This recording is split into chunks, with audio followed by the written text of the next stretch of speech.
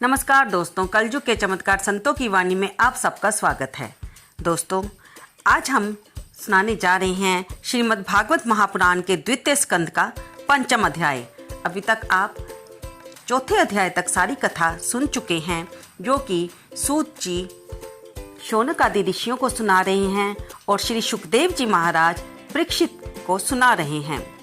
अगर आपने इससे पहले के अध्याय नहीं सुने हैं तो डिस्क्रिप्शन बॉक्स में उनका लिंक दिया गया है, आप उस पर क्लिक करके उसे सुन सकते हैं। आइए आज हम सुनते हैं पंचम अध्याय। नारद जी ने कहा, पिताजी, आप केवल मेरे लिए ही नहीं, सबके पिता, समस्त देवताओं में श्रेष्ठ एवं सृष्टिकर्ता हैं। आपको मेरा प्रणाम है। आप मुझे वह ज्ञान दीजिए जिससे आत्म तत्व का साक्षात्कार हो जाता है।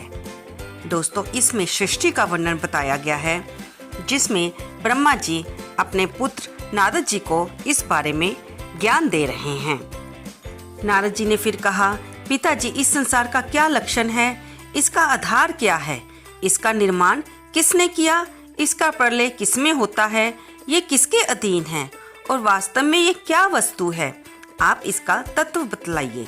आप तो सब कुछ जानते हैं, क्योंकि जो कुछ हुआ है, हो रहा है या होगा, उसके स्वामी आप ही हैं।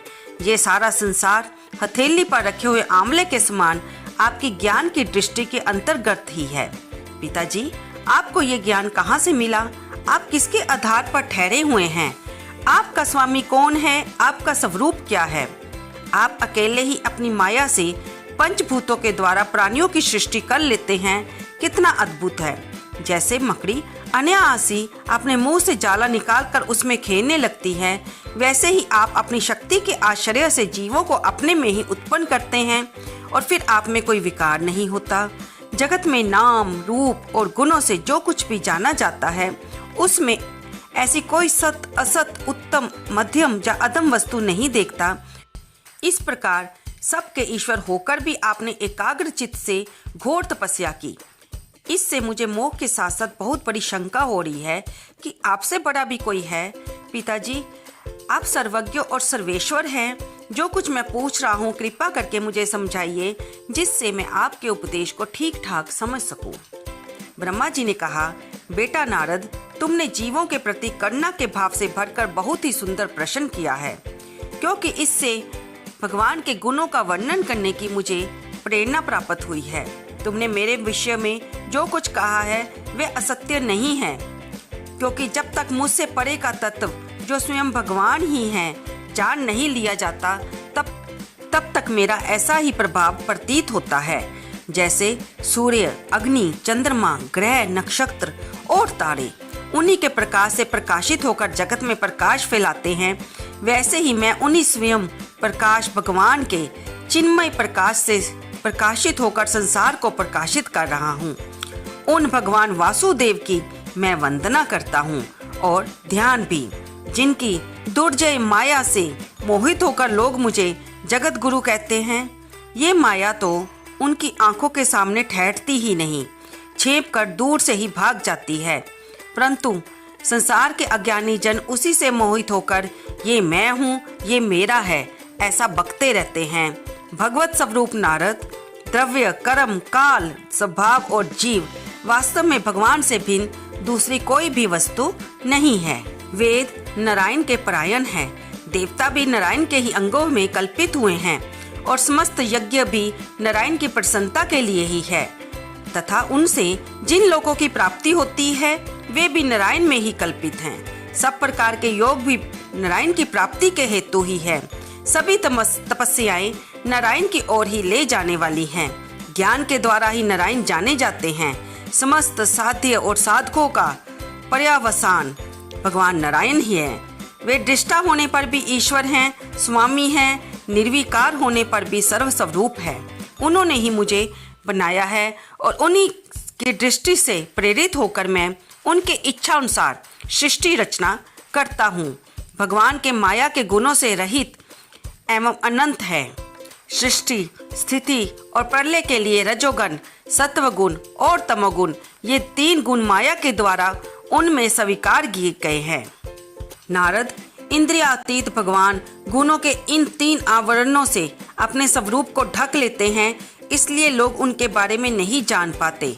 वे सारे संसार के और मेरे भी एकमात्र स्वामी हैं। मायापति भगवान ने एक से बहुत होने की इच्छा होने पर अपनी माया से अपने स्वरूप में स्वयं प्राप्त काल, कर्म और स्वभाव को स्वीकार कर लिया।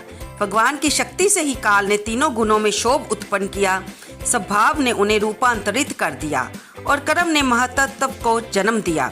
रजोगुण और सत्वगुण की वृद्धि होने पर महातत्व का जो विकार हुआ, उससे ज्ञान, क्रिया और द्रव्य रूप तम प्रधान विकार हुआ।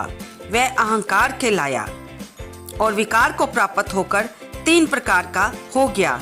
उसके भेद हैं विकारिक, तेजस और तामस। नारद, वे ज्ञान शक्ति, क्रिया शक्ति और द्रव्य शक्ति प्रधान हैं। जब 5 महाभूतों के कारण तामस अहंकार में विकार हुआ, तब उससे आकाश की उत्पत्ति हुई। आकाश में विकार हुआ, तब उससे वायु की उत्पत्ति हुई। उसका गुण स्पर्श है और आकाश का गुण शब्द है। इंद्रियों में स्फूर्ति, शरीर में जीवन शक्ति और बल इसी के रूप हैं। काल, कर्म और स्वभाव से वायु में भी विकार हुआ, उससे तेज की उत्पत्ति हुई। इसका प्रधान गुण रूप है। साथ ही इसके कारण आकाश और वायु के गुण शब्द एवं स्पर्श भी इसमें है। तेज के विकार से जल की उत्पत्ति हुई, इसका गुण है रस। जल के विकार से पृथ्वी की उत्पत्ति हुई, इसका गुण है गंध। कारण के गुण कार्य में आते हैं, इस न्याय से शब्द, स्पर्श, रूप और रस ये चारों ही गुण उसमें विद्यमान है। वैकारिक अहंकार से मन की ओर इंद्रियों के 10 अधिष्ठाता देवताओं की भी उत्पत्ति हुई। तेजस अहंकार के विकार से श्रोत्र, त्वचा, नेत्र, जीवा और प्राण ये 5 कर्मेंद्रियां उत्पन्न हुई। साथ ही ज्ञान शक्ति रूप बुद्धि और क्रिया शक्ति रूप प्राण भी तेजस अहंकार से ही उत्पन्न हुए। हे नारद, जिस समय ये पंचभूत, इंद्रिय, मन और सत्व आदि तीनों गुण परस्पर संगठित नहीं थे, तब अपने रहने के लिए भोगों के साधन रूप शरीर की रचना कर सके। जब भगवान ने इन्हें अपनी शक्ति से प्रेरित किया, तब ये सभी तत्व एक दूसरे से मिल गए और उनसे पिंड और ब्रह्मांड दोनों की रचना हुई। वह ब्रह्मांड रूप अंडा 1 सहस्र वर्ष तक निर्जीव रूप से जल में पड़ा रहा। फिर भगवान ने उसे जीवित किया। उस अंडे को फोड़कर उसमें से विराट पुरुष निकला, जिसकी जंघा, चरण, भुजाएं, नेत्र, मुख और सिर सहस्रों की संख्या में हैं। विद्वान पुरुष उसी के अंगों में समस्त लोक और उनमें रहने वाले वस्तुओं की कल्पना करते हैं। उसकी कमर से नीचे के अंगों में 7 पाताल की और उसकी पेड़ों से ऊपर के अंगों में 7 स्वर्ग की कल्पना की जाती है। ब्राह्मण इस विराट पुरुष का मुख है, भुजाएं क्षत्रिय हैं, जांघों से वैश्य और पैरों से शूद्र उत्पन्न हुए हैं। पैरों से लेकर कटी पर्यंत 7 पाताल तथा भूलोक की कल्पना की गई है। नाभि में भूर्वलोक की, हृदय में स्वर्लोक की और परमात्मा के वक्षस्थल में महरलोक की कल्पना की गई है। उसके गले में जनलोक, दोनों सतनों में तपोलोक और मस्तक में ब्रह्म का नित्य निवास स्थान सत्यलोक है। उस विराट पुरुष की कमर में अतल, जांघों में वितल, घुटनों में पवित्र सुतल लोक और जंघाओं में तलातल की कल्पना की गई है। एड़ी के ऊपर की गांठों में महातल, पंजे और एड़ियों में रसातल और तलुओं में पाताल समझना चाहिए। इस प्रकार विराट पुरुष सर्वलोक में है। विराट भगवान के अंगों में इस प्रकार की लोकों की कल्पना की जाती है। उनके चरणों में पृथ्वी है, नाभि में पूर्वलोक है और सिर में स्वर्गलोक है। तो दोस्तों, यहाँ पर हमारा श्रीमद् भागवत महापुराण का 2य स्कंद का 5वां अध्याय समाप्त होता है। अगली वीडियो में हम 6ठे अध्याय का वर्णन और चर्चा सुनेंगे। आपको ये वीडियो, ये चर्चा कैसी लग रही है, कृपया इसे लाइक करें, शेयर करें और कमेंट बॉक्स में जय कृष्ण भगवान या जय विष्णु भगवान लिखना ना भूलें। धन्यवाद दोस्तों।